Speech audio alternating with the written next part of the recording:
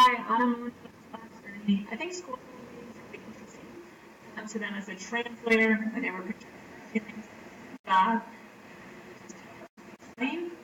Then I went to a board meeting where we got a grant with our students in Solidarity. I was there, and it's a pretty important town. The district wouldn't pay for sports. Families had no money.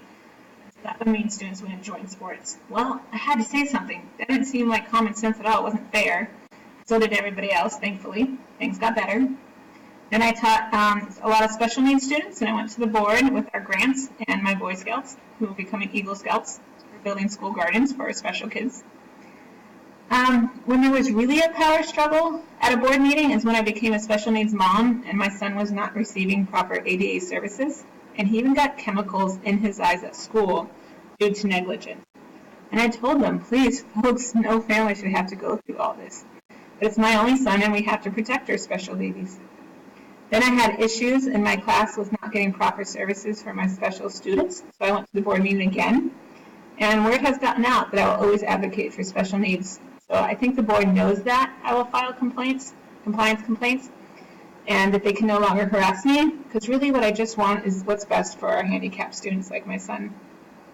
Now that I'm an administrator, I was told not to offer anything for things cost money to our special families. I can't do that, I'm sorry. I'm a special needs mom and advocate first. I bend over backwards to help our families with special needs because I know what it's like. And I do go to board meetings and ask for help, even if it does create a power struggle, because I think special kids' needs have to come first. I do see a large amount of informal language at these meetings, but I have a lawyer for my special needs son, and I refer to him a lot for proper ADA law and educational code when I go to board meetings to show them how to be in compliance. I really do believe that the underlying belief for most of us is that we want what's best for our children, and let's find a solution, even if that's a big, messy process. But in the end, students' best interest should come first. When I went to a board meeting, I was presented facts on an expulsion case, which was a new one for me, but now as administrator, I have to learn all areas and topics. Was there any surprises? Yes, that recorded meetings that are shown in public really have an impact. I would go to the grocery store and people would say, oh, I saw you on the news talking about the board meeting. Thanks for taking care of our kids. It's like, wow, it makes a difference. For example, my student and my sons, they do horse therapy down the street from the school, and they wanted to change that. They wanted to put in like $1 million houses. We have enough of those in Monterey. What we really needed was horse therapy for our special students so they can improve their bodily function and life skills so they can do better in school. Plus, it was used by our veterans and those with mental, emotional, and physical disabilities. So here was a service provided for free to our students, which would dramatically improve their life. And so many of us went to the board meeting to demand the program still has accessibility, and thankfully it does.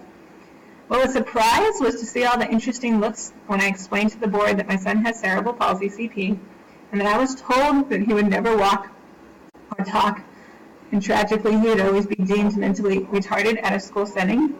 However, I refused to believe that. I could see he was smart in his own way. He just needed physical help to overcome the CP.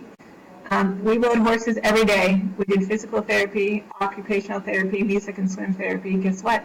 He can now stand, walk, run. He's learned American Sign Language while on a horse, and now does ASL proficiently in his schools, and I have learned.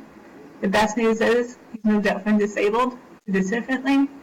He's moved up from disabled to differently able, thanks to horse therapy. So that's why we all fought at the board meeting to keep a service that was free to our students and my son.